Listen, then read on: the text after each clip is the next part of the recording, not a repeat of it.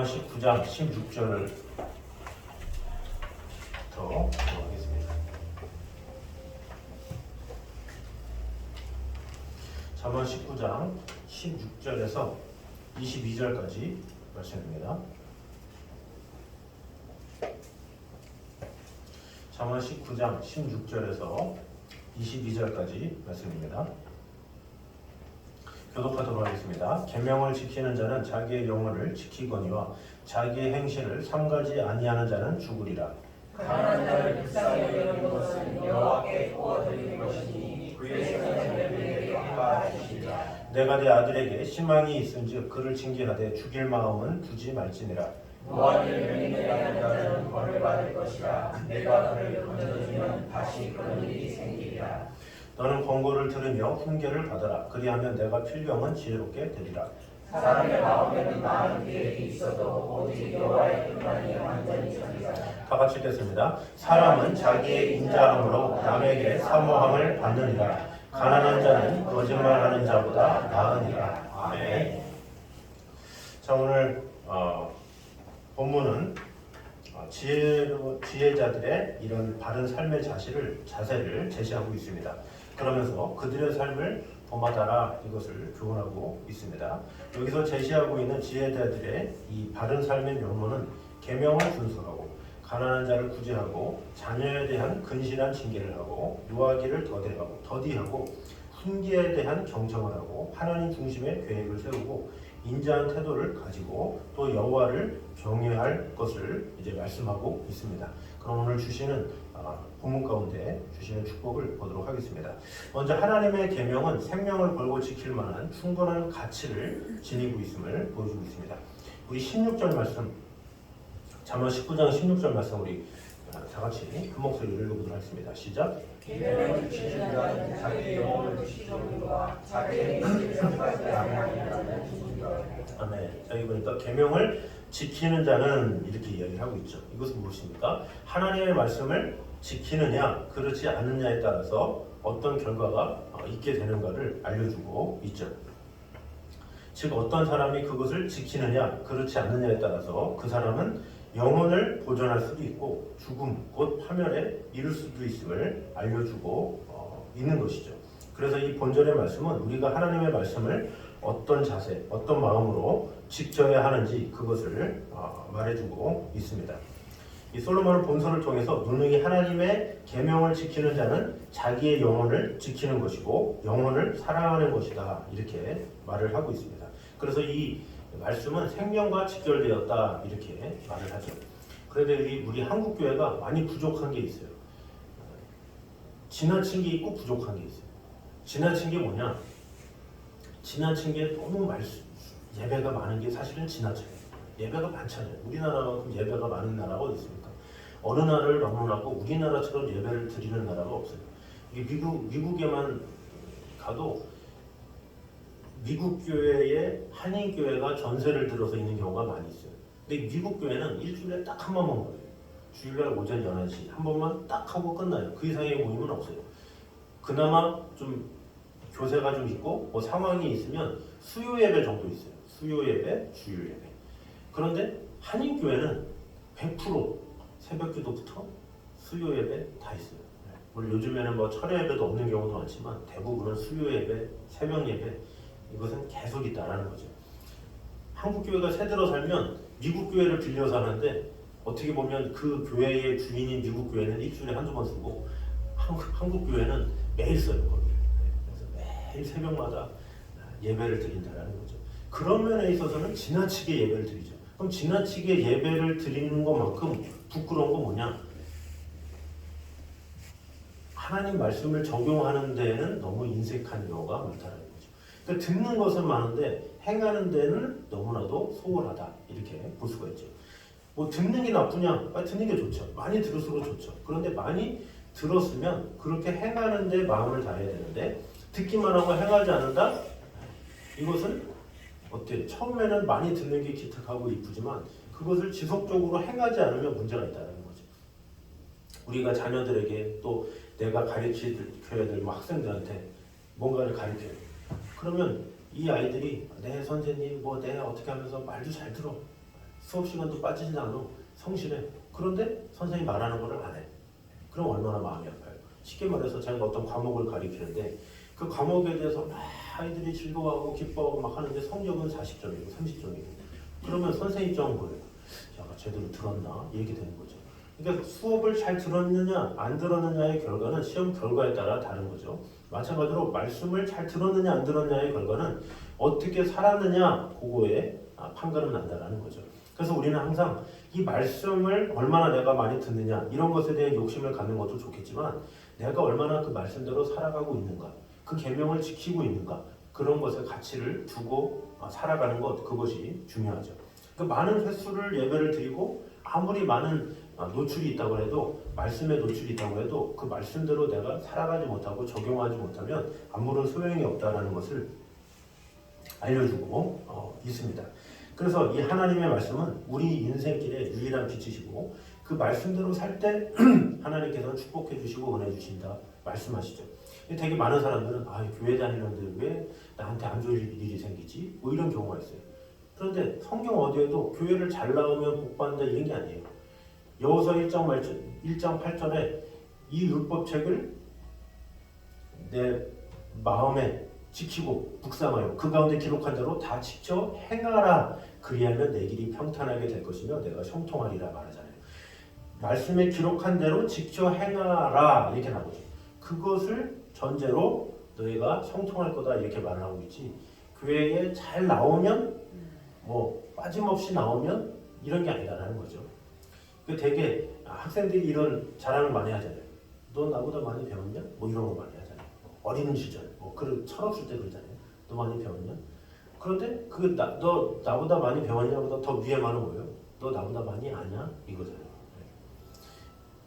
배운 거보다 더 중요한 것은 아는 거고 나보다 많이 아냐? 이거보다 더 높은 수준이 뭐예요?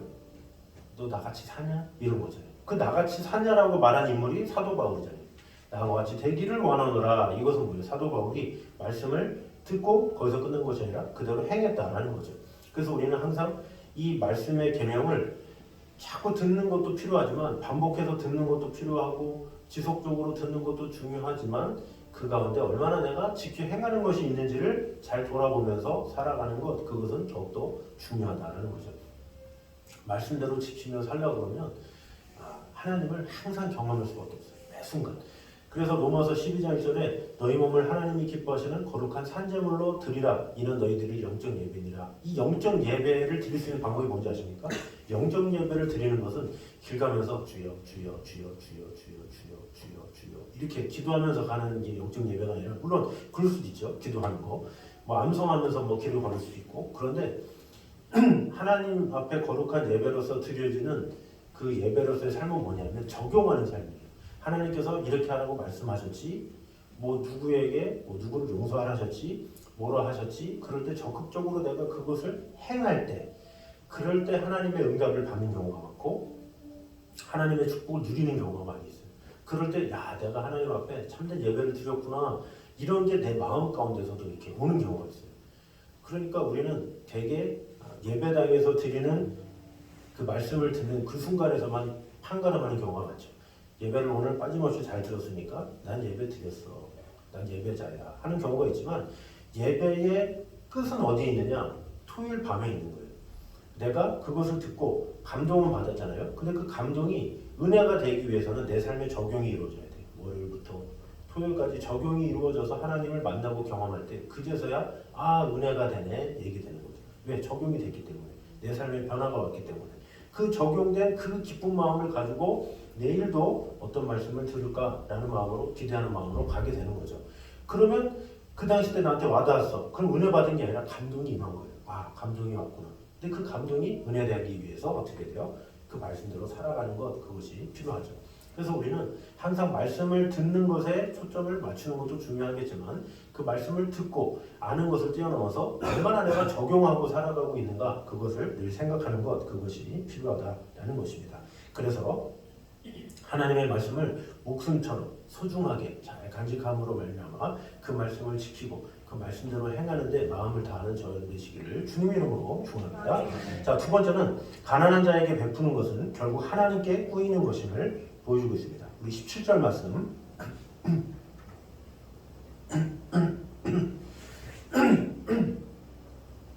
17절 말씀 보겠습니다. 시작. 가난한 자를 불쌍히 여기는 것은 여호와께 구워드리는 것이니 그의 선에 그에게 갚아 주시리라. 아멘.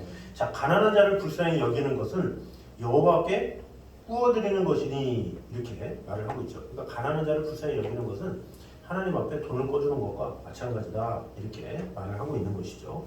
그러니까 이 말 뜻은 뭡니까? 되게 우리가 가난한 자를 후원한다, 가난한 자를 도와준다 그러면 아, 돈이 아깝다 이런 생각을 할 때가 많이 있죠. 어떤 기관에 도와준다거나 그러면 뭔가 나의 수익이 나가는 거니까 그것에 대해서 악구하는 경우가 있는데 그렇게 하지 말라. 이것은 하나님께 꿔주는 것과 마찬가지다 이렇게 말을 하고 있는 것이죠.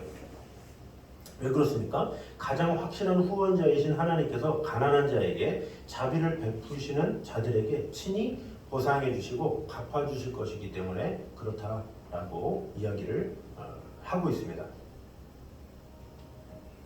그래서 이 사람들은 경제 원칙에 이 사로잡혀 있는 경우가 있어요. 내가 이 정도 투자하면 얼마나 많이 받겠지? 이런 것들이 있잖아요.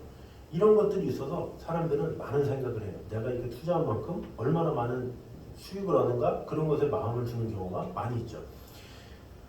그래서 이 어릴 때 지혜로운 아이들은 어떻게 해요? 자기가 어떤 수입이 생기고 뭐 명절 때 수입이 생기거나 뭐 아니면 무슨 아르바이트를 해서 수입이 생긴다. 그러면 누구한테 줍니까? 부모한테 다 줘요. 지혜로운 자녀는 부모한테 줘요. 다 주는 경우도 있고 3분의 1을 주는 경우도 있고 한 10분의 1을 주는 경우도 있고 왜 줍니까? 공경에서 사실은 투자예요. 투자. 이렇게 주면 부모는 나에게 더 주니까 이런 생각을 하니까 주는 거예요. 그럼 진짜로 우리의 부모는 그것을 받고 그걸 꼴랑 이렇게 먹고 그러지 않잖아요. 그것을 가지고 잘 가지고 있다가 잘 또 저축해서 더 곱절로 주는 게 우리 부모잖아요. 근데 그걸 알기 때문에 부모에게 이렇게 최선을 다하는. 그래서 저도 이렇게 중고등부 사역할 때 아이들이 뭐 알바한다 뭐한다 할 때 야 엄마 아빠한테 잘해. 말 잘 들어. 그럼 엄마 아빠가 뭐 이렇게 그렇게 너의 가정 그렇게 힘들지 않으면 엄마 아빠 말씀 잘 들으면 알바비 이상으로 나오니까 열심히 효도해. 막 이렇게 말을 하죠. 왜 실질적으로 뭐 되게 어떤 부모가 학생인데 나가서 일하라고 그러겠습니까? 아이 때는 그럴 상황이 아니잖아요. 근데 부모는 그런 것을 알기 때문에 아이가 나가서 일하기보다는 어떻게 하면 아이가 말을 잘 들으면 잘 도와줄까, 잘 밀어줄까 이런 생각을 하잖아요. 근데 이것이 아이와 맞으면 그 아이는 아, 내 부모님한테 뭐를 주면은 더 많이 주지 이런 생각으로 이렇게 한다라는 거죠. 근데 하물며 우리 하나님은 어떤 분이십니까? 모든 것을 다 가지고 계시고 은혜 주시는 분이시고 우리의 필요를 다 채워주신 분이기 때문에 우리가 가난한 자에게 뭔가 후원을 한다? 이것은 하나님께 돈을 맡기는 것과 마찬가지다라는 거죠. 그러면 하나님께서 우리를 잘하셔서 필요할 때 가장 긴급할 때에 은혜 주시고 함께 하시고 이게 돌봐주신다. 이것을 우리가 알아야 되죠. 그래서 우리는 항상 가난하든 아니면 필요가 있든 이런 것에 있어서 이 필요에 따라서 마음을 다해서 이렇게 협력하고 도와주면 하나님께서 생각지 못한 때에 하나님께서 채워주시고 함께 하시는 것을 우리가 경험할 수가 있습니다. 이런 모든 것들도 이 경험해봐야 알죠. 그것을 실질적으로 가난하고 힘들고 어려운 사람을 도왔을 때 하나님께서 어떤 방식으로 도와주는지 그것을 또 경험하는 사람만이 그것을 알기 때문에 또 힘들고 어려워도 이렇게 도울 수가 있는 것이죠. 그래서 우리는 항상 나 먹고 살기도 힘든데 뭘 도와주냐 이런 생각보다 하나님의 명령이기 때문에 순종을 해보면 참 좋아요. 하나님의 명령이기 때문에 내가 순종해서 손해보는 게 없어요. 하나님의 명령이기 때문에 당장에는 이해 못하는 것도 많고 뭐 이렇게 하면 될까? 뭐 손해가 아닐까? 생각이 들죠. 그러나 하나님은 우리를 잘되게 하신 분이시지 우리로 하여금 망하게 하신 분이 아니잖아요. 그래서 우리는 항상 하나님의 말씀이면 구제해라. 그러면 구제하면 되는 거고 전해라. 그럼 전하면 되는 거고 나눠라. 그럼 나누라 하면 되고 그러면 하나님께서 다 책임져 주신다라는 것이죠. 그래서 우리 모두가 우리 도움을 받는 이웃의 삶을 세워주는 기초가 되게 하는 것 사람들을 온전히 세우는 것, 이것이 바로 하나님께서 주신 사명이다라는 것을 꼭 깨달아 알아서 이들을 돕고 사랑하는 것이 곧 하나님의 나라를 위한 일이다라는 마음을 가지고, 넓은 마음을 가지고 세상을 돌아보며 나아가는 저와 여러분 되시기를 주님의 이름으로 축원합니다. 자, 세 번째는 사랑과 애정이 담긴 훈계만이 자녀를 올바른 길로 이끌 수 있음을 보여주고 있습니다. 우리 18절 말씀, 잠언 19장 18절 시작. 내가 내 아들에게 희망이 있은즉 그를 징계하되 죽일 마음은 두지 말지니라. 아멘. 좀 마음이, 좀 말씀이 무섭죠. 죽일 마음 두지 마라. 네. 죽이고 싶을 때가 있나 봐요. 네. 솔로몬이 그랬는지 모르겠지만. 자, 그런데 19절에 이렇게 말합니다. 시작. 노하기를 맹렬히 하는 자는 벌을 받을 것이다. 내가 그를 건져주면 다시 그런 일이 생기리라. 아멘. 자, 여기 보니까 이 교육은 엄격한데 징계를 위한 징계이거나 또 자신의 분노를 쏟는 징계가 되어서는 안 된다, 이렇게 말하고 있는 것이죠. 고대의 강력한 가부장제 사회에서는 이 아버지가 가정의 왕이었습니다. 자식이나 부인조차도 그의 재산에 포함되는 것으로 이해됐죠. 이 자식의 생사 여탈권조차도 지니고 있었습니다. 그래서 오늘날과 같이 개인의 인격이 존중받는 시대에도 자식에 대한 이 부모의 학대와 심각한 이 폭력이 빈번히 일어난 것을 볼 수가 있죠. 이때는 완전히 소유였기 때문에, 그러니까 내 마음대로 내 뜻대로야, 뭐 그러니까 내 자식이나 내가 판단하는데 누가 뭐래, 막 이런 개념이 있었던 사회다라는 거죠. 그러나 이런 사회에서 솔로몬은 얘기를 하는 거예요. 자, 그래서 이 솔로몬은 자녀를 징계하고 좋은 길로 가도록 가르치고 인도해야 하겠지만 책망을 그 자체의 목적으로 삼거나 가혹한 체벌을 가해서 자녀에게 큰 상처를 입히는 일이 있어서는 안 된다, 이렇게 이야기를 하고 있죠. 그러니까 부모가 내가 경제권이 있으니까 너 지금 나가면 너 아무것도 못하잖아, 너 나 없으면 살 수 있어? 이런 것들, 이런 게 어떻게 보면 뭐예요? 척박이죠. 어떻게 보면 내가 이런 경제권 갖고 있으니까, 내가 아빠니까, 내가 엄마니까 내 말 들어, 이렇게 해서 이 자식을 이 속박된 그런 상황으로 만드는 경우가 있죠. 그런 것에 있어서 이 솔로몬이 교훈을 하고 있는 것이죠. 자, 그러면 어떻게 교훈해야 되겠습니까? 이 잠언에 보면 뭐 자녀를 때리되 죽이까지, 뭐 너무 죽이기까지 때리지 마라, 막 이런 나오잖아요. 뭐 그래도 자녀는 안 죽는다, 막 얘기도 나오고. 그러면 뭐 자녀든 손주든, 그 때리는 게 옳을까요? 아니면일까요? 우리는 몰라요. 그거를 어떻게 교육하느냐가 따라 다르고 상황마다 달라요. 그리고 어떻게 훈계하느냐에 따라 다르고 그 상황마다 달라요. 무조건 뭐 이건 안 좋고 저건 좋고 이렇기가 쉽지가 않아요. 이 자녀 교육에 대해서는 어떤 정의를 내릴 수가 없어요. 그러나 사실 이렇게 믿음으로 세우는 그런 가정이나 이런 데 보면 어떤 그것이 확실해요. 그러니까 때리든 때리지 않든 지혜로운 부모의 특징이 뭐냐면 일관성이 있다는 거죠. 그리고 어리석은 부모의 특징은 뭐냐? 일관성이 없다는 거예요. 자기의 기분 따라 하는 거예요. 자기가 기분 나쁘면 엄청 세게 혼나고, 자기가 기분 좋으면 안 혼내고, 이러니까 이 자녀가 갈팡질팡하는 거죠. 어느 장단에 발을 맞추라는 거야? 이렇게 되는 거죠. 일관성 있게 해라라는 것을 말해주고 있는 것이죠. 그 미국 같은 데 가면 거기는 이제 나라가 그래도 선진국이잖아요. 그래서 자녀 교육할 때 외국인들은 많이 때린대요. 미국에도 보면 이렇게 그런 모습이 많이 있어요. 그래서 백인들이 이렇게 보면 때리지 말라고, 왜 때리냐고 막 말리고 딱 눈을 똑바로 쳐다보면서 훈계를 해요. 그래서 백인들은 절대 자녀를 때리지 않고 딱 눈을 쳐다보면서 훈계를 이제 하는 것을 이제 제가 봤어요. 그리고 또 어떤 분은 저기 수원 침례교회라고 김장한 목사님 아시죠? 극동방송. 그분은 이 아들이 셋인데 혼혈이잖아요. 혼혈이었는데 어렸을 때부터 허리띠로 아이들을 때렸대요. 허리띠로 딱 풀러가지고, 아이가 이제 잘못했다가 일로 와라 그러면서 딱 허리띠 풀러가지고 탁탁탁 해가지고 이렇게 한다는 거. 와, 그래서 저는 그거를 그분이 쓴 게 아니라 그분 아들 김요셉 목사님이 지금 어느 교회인가 담임 목사님이신데, 저희 아버지가 어렸을 때 허리띠로 때렸던 게 뭐 그립고 막 이렇게 나와요. 왜 그리고 이게, 그러니까 왜 그 아버지가 허리띠로 그렇게 때리는 게 엄청 무섭잖아요. 뭐 채찍질이지 이게 사람이 할 일이에요 이게. 제가 보면서 뭐야 목사님 이렇게 무서워? 근데 그 아들은 감사했대. 왜냐? 아버지가 일관성이 있었다라고 분명히 얘기했어요. 일관성이 있게. 잘못한 것은 정확하게 허리띠로 몇 대?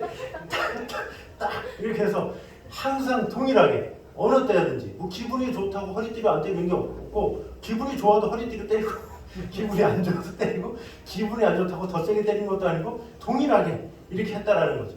그러니까 그 형제들이 뭐 차별받지 않고 첫째가 허리띠 맞으면 셋째는 셋째니까 봐준 게 아니라 첫째가 허리띠로 맞아도 셋째도 허리띠로 맞고 이런 게 동일했다라는 거죠. 그래서 우리 아버지가 참 존경스럽다 이렇게 쓴 거죠. 그래서 저는 거기서 그래서 제가 그거 보고 제 아들이 4살 때였는데 말아들 때 허리띠 잡고 야 김장 목사님도 허리띠를 때린다는데 너도 뭐 허리띠를 말아 벌레는 차차 근데 눈이 이렇게 마주쳤어요. 더 이상 못 때리기 저는 이렇게 못하게 때렸는데 이게 쉽지가 않아요 이렇게. 근데 중요한 것은 때리느냐 마느냐 이게 중요한 게 아니라 일관성을 가지라 이게 중요한 거예요. 그 해석은 뭐 어떻게 때리든 뭐 하든 뭐 부모가 어떻게 하나님 앞에서 그건 결정하겠죠. 그러나 중요한 것은 일관성 있게 하라는 거예요. 잘못한 것에 있으면 왜 잘못했는지 또 그렇게 체벌을 하는 이유가 뭐예요? 깨닫게 하려고 체벌을 하는 거잖아요. 깨닫게 하려고 체벌하는데 깨닫는 건 없이 여기서 말하는 그런 체벌을 위한 체벌, 나의 화를 풀기 위한 체벌 이런 것들 때문에 잘못된 경우가 많이 있죠. 요즘에도 방송에서 뭐 금쪽 같은 내 새끼나 이런 프로그램 있잖아요. 옛날에는 우리 아이가 달라졌어 이런 프로그램. 그런 거 보면 대부분 처음에는 아이를 보다가 아이 영상만 나오니까 그러다가 아이 영상 다 끝나고 누구 나와요? 부모 얼굴 나오죠. 부모 얼굴 보고 아유 그렇지 항상 그러잖아요. 부모가 문제인 거예요. 부모가 문제되니까 아이도 문제아이가 돼가지고 금쪽이가 돼버리는 거예요. 그래서 항상 우리가 어느 주관을 가지고 어떤 개념을 가지고 해나가느냐 그것이 참 중요하죠. 대부분 또 할아버지 할머니가 되면 또 손주들을 그렇게 또 그런 데잖아요. 이렇게 자녀 보는 거랑 또 손주는 또 다르잖아요. 손주는 눈이 돌아가가지고 자녀는 그렇게 때려놓고선 손주는 또 왜 때리냐 막 그러면서 막 그런 데잖아요. 그러니까 항상 일관성 있게 부모를 그렇게 했으면 자녀도 똑같이 하고 항상 일관성 있게 하는 것을 이렇게 자녀들은 다 알고 있다는 거죠. 아, 우리 부모님은 공평하구나, 확실하구나 이런 것에 따라서 움직이지 뭐 하느냐 뭐 하느냐 뭐 이게 중요한 게 아니라 얼마나 내가 그것을 일관성 있게 잘 세워주느냐 이것이 참 중요하다라는 거죠. 그리고 대개 부모들은 때릴 생각만 하지 칭찬할 생각은 안 하는 경우가 있어요. 너 일로 와봐 그러면서 보이는 것만 막 하지 탁 캐치해가지고 칭찬하는 것도 인색해요. 칭찬하는 것도 그렇게 안 해요. 뭐 칭찬 죽어도 안 해. 그런데 때리는 거는 딱 눈빛으로 보고 있다가 딱 걸리는 순간 이리 와봐라 이런 경우가 있죠. 그러니까 동일하게 칭찬할 때는 마음껏 칭찬해주면서 사랑해주고 위로하고 또 잘못한 것에 있어서는 확실하게 또 이야기해주고 또 해주고 또 시간이 지나서 그런 경우가 있어요. 저 자신도 한번 세게 한번 혼내다가 등짝을 한번 세게 때린 적이 있어요. 근데 그게 저도 마음이 아팠고 제 자녀가 울었는데 하여튼 그러다가 잠이 들었어요. 근데 제가 한 10년인가 지난 다음에 제가 기도하다가 그게 생각이 나가지고 제가 사과를 했어요. 야, 10년 전에 이렇게 했는데 미안하다 그러면서 얘기했더니 난 기억이 안 나는데 뭐 이렇게 끝났어요. 근데 저 자신은 그래도 아 내가 사과했다 이런 것에 대해서 그래도 마음에 그런 게 있었는데 이런 것이 필요하다는 거죠. 부모이기 때문에 잘못 양육하거나 뭔가 나의 홧김에 의해서 됐으면 분명하게 사과하고 넘어가야 그게 자녀에게 응어리가 안 남아요. 혹시나 뭐 자녀가 기억 안 나는데 그럼 다행인데 이제 말해? 네. 그러면 거기서 큰일 나는 거예요. 10년 동안 그러면 품은 거 아니에요. 10년 동안. 그 10년 동안 그 아이는 계속 그 악을 품고 살았다는 걸만 생각하면 얼마나 무서워요. 기억 안 났으니 다행이지.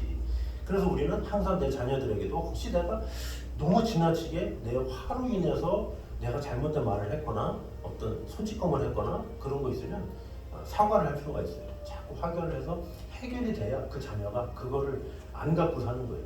그것을 갖고 있으면 이게 쌓여가지고 스트레스가 될 수가 있죠. 그래서 우리는 항상 이 자녀들에게도 동일하게 이렇게 하면서 또 세월이 지났어도 다 껐다 생각하지 말고 혹시 지난 과거 가운데 하나님께서 생각해 주시면 사과도 하고 이렇게 화해가 되고 화목하게 이루어져야 모든 관계가 이렇게 하게 돼 있어요. 그래서 이 지금 솔로몬이 이 말하는 것처럼 항상 이 자녀를 행함에 있어서 일관성 있게 마음을 다해서 사랑으로 잘 양육하게 됨으로 말미암아 이 자녀들을 어떻게 세우느냐, 이것이 참 귀한 것임을 꼭 알아서 내 사랑하는 자녀들에게, 손주들에게 믿음으로 또 일관성 있게 올바른 교육을 하는 저희들 되시기를 주님의 이름으로 축원합니다.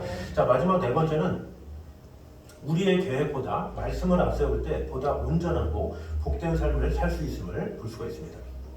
우리 20절과 21절 말씀 우리 같이 한번 읽도록 하겠습니다. 시작.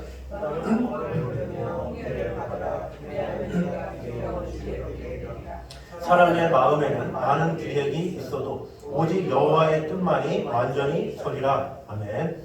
자, 너는 권고를 들으며 훈계를 받으라. 그리하면 내가 필경은 지혜롭게 되리라. 사람의 마음에는 많은 계획이 있어도 오직 여호와의 뜻만이 완전히 서리라. 이렇게 말하고 있죠. 자, 수많은 인간의 뜻과 계획이 있지만 결국에 성취될 것은 여호와의 뜻이다. 이렇게 말을 하고 있는 것이죠.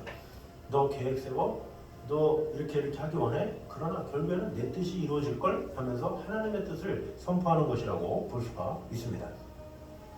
한때 이 나폴레옹이라는 유머 있었잖아요. 올라가라 막 해서 올라갔는데 이 산이 아닌게요. 그러다가 또 딴에 가는데 저기도 아닌게요. 그러다 마지막에 뭐라고 그래요? 아까 그 산인게요. 그런 거 있잖아요. 근데 그런 것처럼 우리 인생에 어떤 막 달리는데 이것이 아닌가 보다 이렇게 하는 경우가 너무나도 많죠. 20년을 살았는데 신나게 30년을 살았는데 이렇게 했는데 올바른 해답을 얻지 못하는 경우가 많이 있죠. 그런 경우가 어떤 순간입니까? 내가 하려고 할 때, 내가 계획 세우고 내가 무엇이든지 하게 되면 항상 그런 실수를 하게 돼 있어요. 그래서 우리는 올바른 선택을 하기 위해서는 하나님 앞에 자꾸 물어보고 하나님의 뜻이 무엇인지를 알고 나아가는 것, 그것이 필요하다라는 거죠. 그러니까 처음부터 잘못된 길로 들어서면서 아무리 열심히 달려봤자 소용이 없다는 거죠. 올바른 길을 분명히 찾아서 할 때마다 한 걸음 한 걸음 하나님 앞에 물어보면서 나아가는 것, 그것이 지혜로운 삶이죠. 그래서 이 후레쉬 같은 경우도 이 네 발의 등이라고 해서 바로 앞에다가 두잖아요. 그게 뭡니까? 순간순간 봐야 되는 거예요. 순간순간. 이거를 이렇게 하면 앞에 보이지가 않아요. 이 바로 앞에다가 놔야 바로 앞에 장애물이 있나 구덩이가 있나 그것을 보고 하는 거예요. 아무리 급하고 그렇다고 뛰어갔다가는 그냥 큰일 나는 거예요. 아무리 급하고 그래도 까만 안개가 가득한 그곳에는 등을 바로 등 위에다가 이렇게 놔야 되는 거예요. 그래서 그 등이 이끄는 대로 가야 안전한 거예요. 근데 막 그것을 가지고 초조한 마음 가지고 급하게 이렇게 달려간다? 급하게 갈 수는 있겠죠. 그러나 끝나는 거예요. 여러분 이 간첩들이 그 철창 사이로 오는 시간이 얼마인지 아십니까? 철창 사이로 오는 시간. 저는 이게 군대 때 배웠는데 이 간첩들이 올 때 많이 배우고 무술을 많이 해가지고 샤샤샥 뛰어가지고 샤샤샥 막 노루처럼 이렇게 올 것 같죠? 그렇지 않아요. 그 월광시, 무월광시 막 해가지고 막 다리 떴을 때 안 떴을 때 막 하는 게 있거든요. 그럼 그 사람들이 어떻게 하냐? 이렇게 탈춤처럼 이렇게 돌리면서 이렇게 돌리면서 이렇게 다리 이렇게 하면서 이렇게 춤추면서 제가 이 춤을 배웠잖아요. 이렇게 이 사람들이 몇 시간 오냐? 그 30분 거리를 보통 걸으면 30분 거리를 6시간 동안 온대요. 6시간. 이게 뭐예요? 이 순간순간 소리도 안 들리고 아무도 모르게 이렇게 온다는 거예요. 이렇게 싹 이렇게 폼도 흐트러지지 않고 그러고 6시간을 이렇게 그 졸릴 것 같은데 그 사람은 그런 걸 배우는 거예요. 그 6시간을 이렇게 하면서 그 철책을 이렇게 그러니까 이 우리나라 병사들은 모르는 거지. 간첩이면 막 고라니 막 지나가 그걸 가지고 간첩이 생각하는데 간첩이 이렇게 어리석지 않아요. 이렇게 돌리면서 있는 듯 없는 듯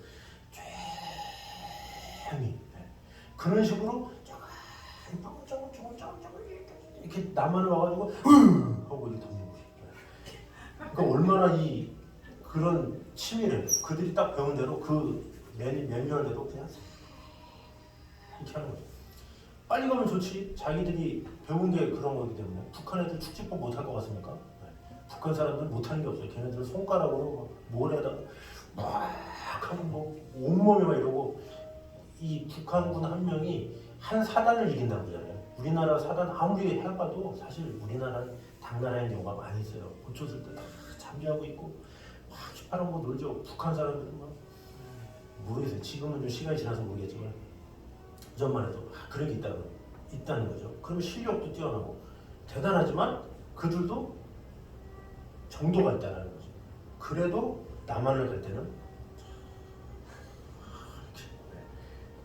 천천히 그러면서 정도를 지키면서 한다는 거죠. 그럴 때 실패하지 않는다는 거죠. 그래서 남한으로 오는 간첩들이 그렇게 있는 거예요.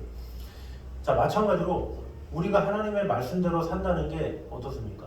아, 지금 당장 빨리 뭐 하고 싶고 저거 하고 싶고 내가 그래도 30년 살았는데 80년 살았는데 70년 살았는데 이런 게 아니라 순간순간 신중하게 한 번 더 기도하고 한 번 더 하나님께 물어보고 한 번 더 아뢰고 이것이 참 지혜로운 것이다라는 거죠. 돌다리도 두드려 보면 간다 그러잖아요. 마찬가지로 우리의 일생에 있어서도 무엇에 있어서도 두들겨 보면서 두들겨 보는 게 뭐예요? 하나님의 뜻이 무엇인지 두드리라, 찾으라, 구하라 하나님께 두드립니다. 하나님 앞에 간구하면서 하면 하나님께서 하라고 하시는 대로. 그래서 다윗의 지혜로움이 뭐였습니까? 주여 내가 이들에게 침략하리까? 그러니까 하나님께서 가라 내가 너에게 그들을 맡기겠다 이렇게 말하잖아요. 그 말을 듣고 하잖아요. 이게 다윗이 항상 그런 것에 지혜로웠던 사람이에요.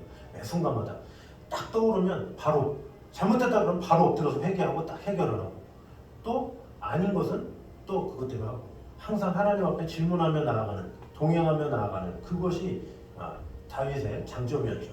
우리에게도 필요하다는 거죠. 어느 순간순간마다 하나님 뜻입니까? 하나님 마음입니까? 하나님 생각입니까? 이렇게 물어보면서 나아가면 실수할 일도 없고 실컷 다가가지고 이상이 아닌 게 할 것도 없다라는 거죠. 항상 하나님께서 주시는 그 결국 가운데 이끌림을 받게 된다라는 것입니다. 그러므로 우리 모두가 어떤 성공의 길이 무엇인지 또 분별력을 어떻게 가져야 될지 이 모를 때는 항상 하나님의 말씀 안에 모든 것이 있다라는 것을 꼭 기억함으로 말미암아 하나님의 말씀 안에 내가 온전히 거하며 그 말씀으로 순종함으로 참된 기쁨과 성공을 누리는 저희들 되시기를 주님의 이름으로 축원합니다. 기도하겠습니다. 사랑해 주님 감사합니다. 우리와 그런저나 함께 하신 주님 지켜주시는 주님 하나님의 계명은 생명을 걸고 지킬 만한 충분한 가치를 지니고 있는 것임을 오늘 보게 되었습니다. 이 하나님의 말씀을 많이 듣는 것도 중요하겠지만 그 말씀대로 얼마나 어떻게 행하느냐가 더욱더 중요한 것임을 오늘 보게 되었습니다. 말씀을 듣고 끝나는 자가 아니라 말씀을 듣고 알고 또 그 말씀대로 지킴으로 말미암아 하나님의 사랑과 은혜 가운데 갈 수 있도록 주님 함께하여 주시옵소서. 또한 가난한 자에게 베푸는 것은 결국 하나님께 뿌리는 것임을 오늘 보게 되었습니다. 우리 주의 영혼들을 잘 돌아보게 됨으로 말미암아 하나님께서는 결국에 축복을 주시는 은혜 주시는 분이심을 알고 하나님 앞에 모든 것을 내어놓고 맡기는 그런 성도들 되게 하여 주시옵소서. 또한 사랑과 애정이 담긴 훈계만이 자녀를 올바른 길로 이끌 수 있음을 오늘 보게 되었습니다.